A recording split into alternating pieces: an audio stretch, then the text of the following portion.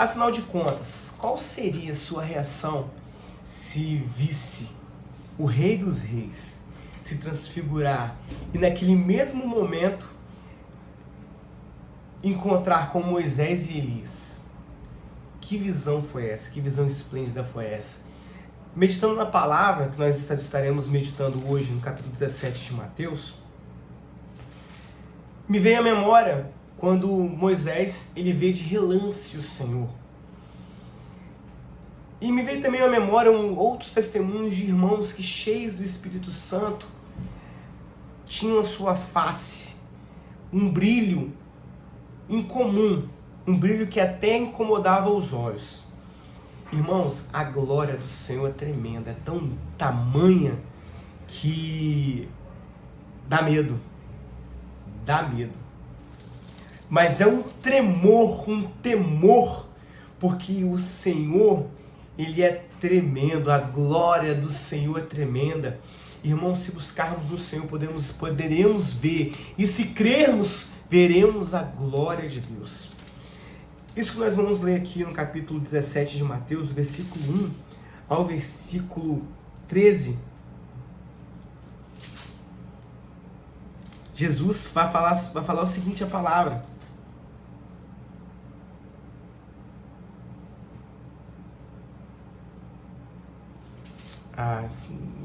Tem como cortar aqui? Não tem, continua.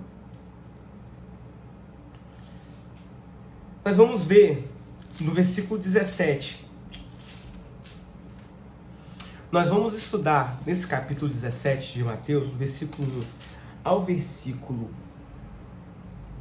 13, a transfiguração de Jesus. A palavra nos conta que Jesus ele se retirou para um alto monte com Tiago, Pedro e João. E ali, em determinado momento, Jesus se transfigurou. Olha que interessante. Versículo 2 fala o seguinte: e transfigurou-se diante deles, e o seu rosto resplandeceu como o sol, e suas vestes se tornaram brancas como a luz. Olha que visão, irmãos. Os discípulos conheciam Jesus em sua forma humana, mas também os 3 discípulos que estavam com ele naquele momento puderam ver a glória. E eu entendo, irmãos, que talvez foi uma glória parcial, porque eu acho que nenhum olho humano consegue contemplar a glória completa do Senhor Jesus. Não é possível contemplar. O homem não suportaria. Ao ponto que a própria palavra fala o seguinte, que os discípulos, eles temeram, ficaram com medo. Por quê? Porque a glória foi tamanha ao ponto de aparecer Moisés e Elias falando com o próprio Senhor Jesus. E aí vem Pedro novamente, falando: Senhor, mestre, se quiser nós façamos aqui uma tenda, a palavra usada, um tabernáculo, né? Um para ti, um para Moisés, outro para Elias.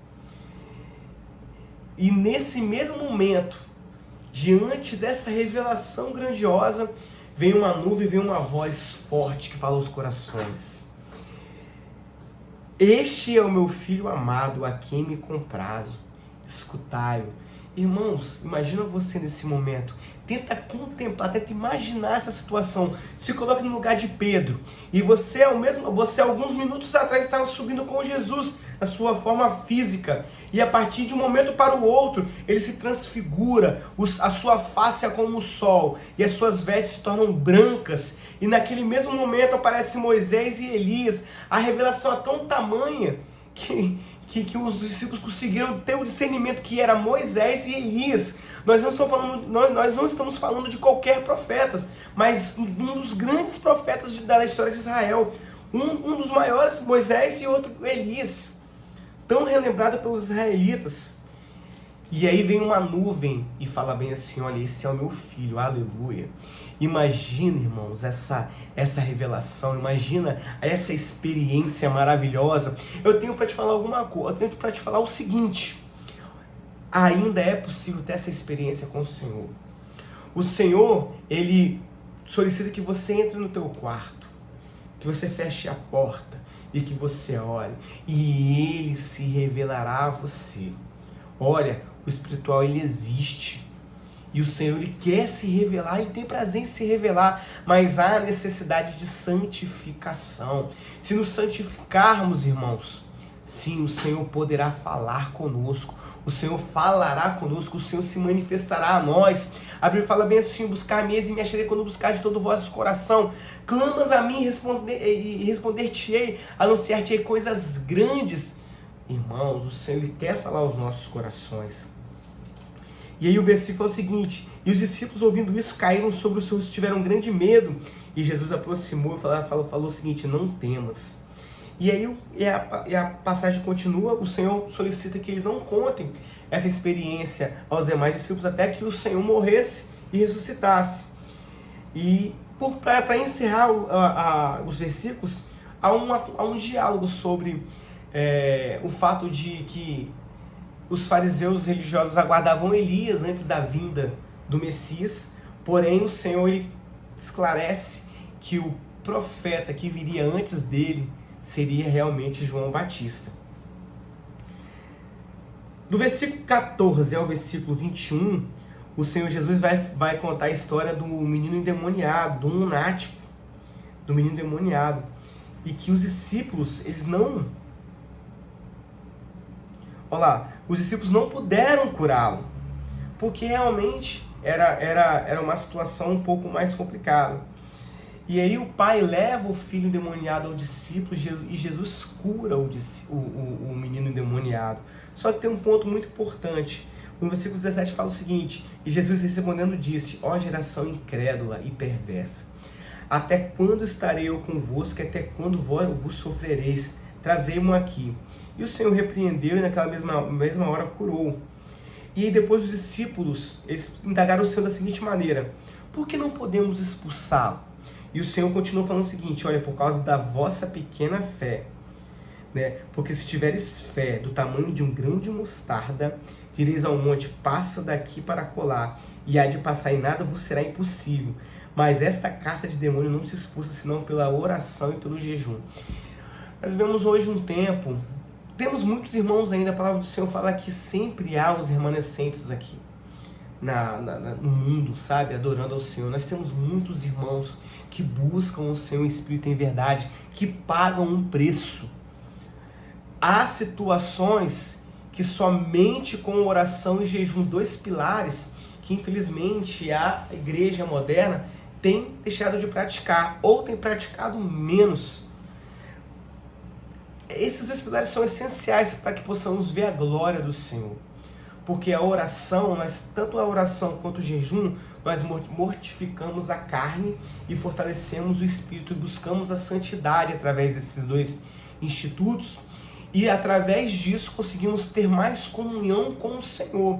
E quanto mais comunhão, mais intimidade, mais poder de Deus há sobre as nossas vidas. Nessa situação aqui, os discípulos não puderam fazer nada, mas Jesus ele pode fazer. Às vezes o homem não vai conseguir te ajudar, mas Jesus pode te ajudar. Basta apenas orar e jejuar. Olha, eu não sei se você já é conhecedor da palavra do Senhor, mas nós já temos um tempo de caminhada e nós já vimos inúmeros testemunhos que Deus ele reverteu o quadro na justiça, na saúde, na situação financeira, através do jejum, através da oração. E é de graça. Você não precisa de dar patrimônio para ninguém. Você não precisa de doar o seu carro, a sua casa. Não, você não precisa de fazer isso. Você só precisa dobrar o teu joelho, entrar no teu quarto, fechar a porta, buscar o teu Deus, o Senhor Jesus, e Ele entrará com providência. Apenas creia. Do versículo 22 ao versículo 23, o Senhor novamente, Ele ressalta da sua morte. Ele prediz a sua morte pela segunda vez. E para encerrar, do versículo 24 ao versículo 27, é muito interessante o que aconteceu, porque os religiosos cobraram do mestre as didracmas, era como se fossem impostos que eram destinados à construção do templo. E indagaram Pedro se o mestre pagava os impostos. E Pedro, de forma impulsiva, foi e falou que sim. Então, irmãos, muito cuidado quando vocês respondem a algo, tá? Lembrando que isso aqui é uma meditação, irmãos, tá? Nós estamos aqui, às vezes, falamos alguma coisa, mas é uma meditação. E a palavra do Senhor fala que, a Bíblia fala que ela é espada de dois gumes, ela corta para os dois lados, não é? Ela tem duas navalhas, né? E ela fala aos nossos corações. E aqui eu entendo que nós devemos realmente tomar muito cuidado, com muita precaução com o que falamos, porque quando nós falamos, e a Bíblia fala que a palavra do crente tem que ser sim, sim, não, não. Se nós nos amarrarmos a um negócio, nós temos que cumprir. Nós não somos como os infiéis que não cumprem os contratos. Pelo contrário, nós cumprimos os contratos. E através desse comportamento, as pessoas veem que nós somos homens de Deus e mulheres de Deus, que nós somos filhos de Deus, através da nossa honestidade, do nosso comportamento. Essa questão aqui, Pedro impulsivamente falou que sim. E eu vou ler para os irmãos rapidamente. E entrando em casa, Jesus se lhe antecipou dizendo: que te parece, Simão? De quem cobram os reis da terra os tributos ou os impostos? Dos seus filhos ou dos alheios? Disse-lhe Pedro: dos alheios. Disse Jesus: logo, então livre os filhos. Mas para que não nos escandalizemos, vai ao mar, lança um anzol, tira o primeiro peixe que subir, e abrindo-lhe a boca encontrarás um estáter. Toma-o e dá por mim e por ti. Jesus, ele sabia o que estava acontecendo. Então, para que não houvesse escândalo, Jesus, ele manda Pedro ir até o mar, pegar um peixe e fazer o pagamento daquele tributo. Porém, aquele tributo não era devido a Jesus, porque Jesus, ele é rei. E os reis, aleluia só, de quem cobram os reis da terra os tributos ou os impostos? Dos seus filhos ou dos alheios? Ou seja, o rei não cobra imposto do seu filho. Jesus aqui estava na condição de filho do rei, dos reis. Na verdade, Jesus, ele é o rei dos reis. Então, como é possível alguém cobrar um imposto que é destinado à construção do tabernáculo, que logo esse tabernáculo seria um tabernáculo para o próprio Deus, e Jesus, ele é Deus. Ele é Deus. Mas, para que não ocorresse escândalo, e por causa da amarração da palavra de Pedro, porque Pedro se vinculou a um negócio, o Senhor manda Pedro ir até o mar, buscar e pagar o tributo. Então, irmãos, que tenhamos cuidado no nosso falar, nas nossas vinculações com os negócios.